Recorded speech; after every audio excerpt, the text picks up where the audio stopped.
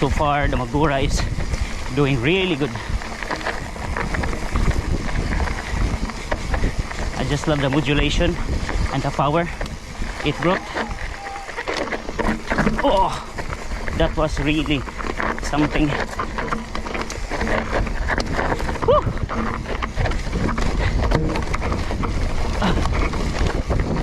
Woo!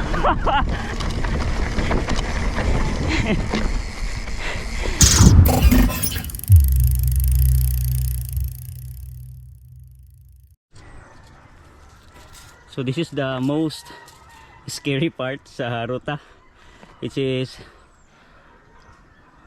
steep descent pero napay mga drops. Oh, then finish dito. So this is the setup that I'm using. I'm using 2.4 Maxxis Ardent tires, then my super powerful rigid fork paired with my SikoFork. So kaning nga part is dulhog kayo if you will measure. So ning measure kung pila ang iyang drops. So to the level niya kana ang ground na mga 70 centimeters, which is laom-laom good. So sa babaw na apay lain atong i-check. So mao na ang view if check sa bike. See?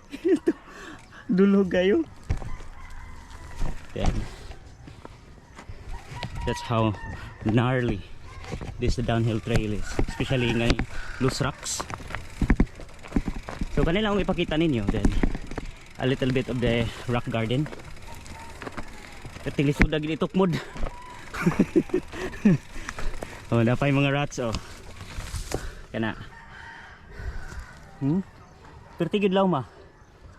So if nakaya nila ako na rigid fork, there's no reason for you na dili ninyo makaya sa inyong suspension fork. Kung 70 cm to dito, ito ning measure eh. Ubus-ubus ra. Nas mga 50. Pero quite scary gyapon since look unsay naghuwat nito sa ubus. And kani nga last stretch kay muna ang yang intro kani nga ay murag kuan sa tunga na agyanan. So ang iyang drops is around 60. 60. Look, walang these are 60 meters centimeters of drop. So there's another drop at around 50 centimeters. So if you check na kong bike at 29er 1 mo roll over gina oh tako pag clearance sa kuan ilaw niya rigid pa niya. Samot ang naka suspension. And then this one muna yung sa pinakagilok nga part sa ruta. Ang rock garden nga isog kay mga bato. See? Beat. Pero still doable good. Make sure lang light ang inyong pag-press sa front brakes para you can always steer. Then kaning part hadlok sad kani. So diri mo agi kana naman na siya linya tuyok ra. So awa ang clearance ako na pag gini clearance wag gini problema di gina masangko unya kana. Kanay for sure many riders nga hardtail makakita ni, especially if not proficient sa trail riding hadlok gyud kasabot ra ko. Pero still if you want to try muna inyong kanon muna inyong i-put in mind nga ang inyong bike taas pag i-clearance oh. Muna ang usual line ako das tunga nga house dito oh. As long as di lang gid mo maratol kaya ra gani hardtail with rigid fork plus kaya akong SikoFork oy. we're near na sa entrance sa trail. So there na duha ka consecutive drops, which is mugbo lang. Nani siya sa 13 centimeters, more than 1 meter, 1 feet. So no problem kay mubura ang iyang naguna nga drops. At I think around 45 to 50 centimeter. So if lahuson ninyo, which film na ko buhaton, tanan ninyo clearance daw pag yun, as long as i-level ninyo yung tail, di mo mulingkod. Sige kayo.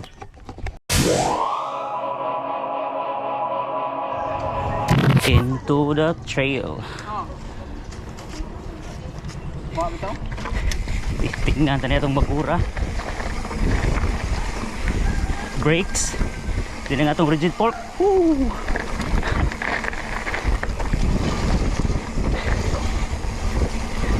I think my SikoFork is around 150 millimeters or 160.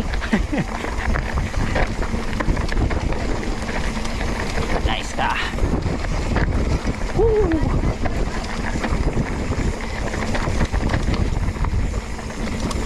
Kani akong SikoFork kay kuan voice activated. I can adjust 100, 160 or 200. Ilan na.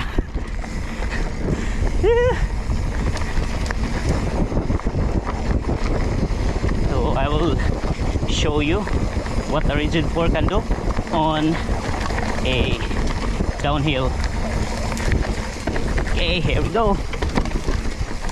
Whew. Pagkita kong bato. Ito pa. Into the rock garden. Nice ka. Into the drops. Little drops. There is the big drop. Woo! Another drop. Nice. Ligis. Ligis atas bato. Okay, 29er man eh. Di man yung sangko. Gini. Oh. Ngilo gitu nga parta. And the rock garden continues. Woohoo! It's really amazing to discover what you can do together with your natural suspension. Yeah, it's amazing what you can do on your natural suspension, which is your elbow. So kung malahos kung diri wala problema din. Daog ng rigid for me on any other trail.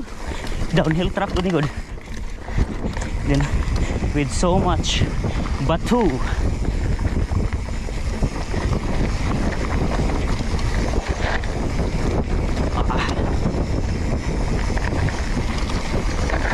Oh shit.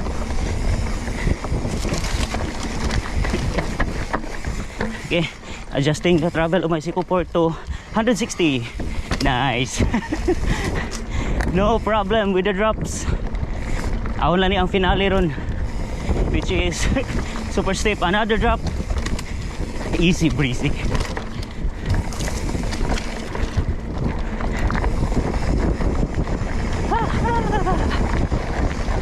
Yeah, for those of you watching there, if you have a rigid fork, don't restrict yourself on cemented roads only.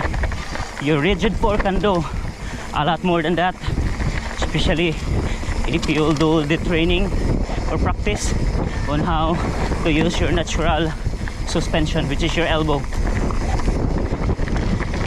Lupig ang fox og seed sa ka-flash in yung elbow as long as you know how to use it. Okay, into the last section. Muna niyang ngilo kayo, especially katong gihimuan nila ramp.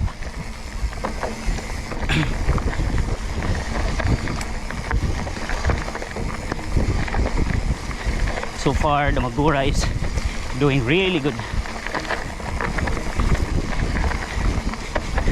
I just love the modulation and the power it brought. Oh, that was really something. Woo! Woo!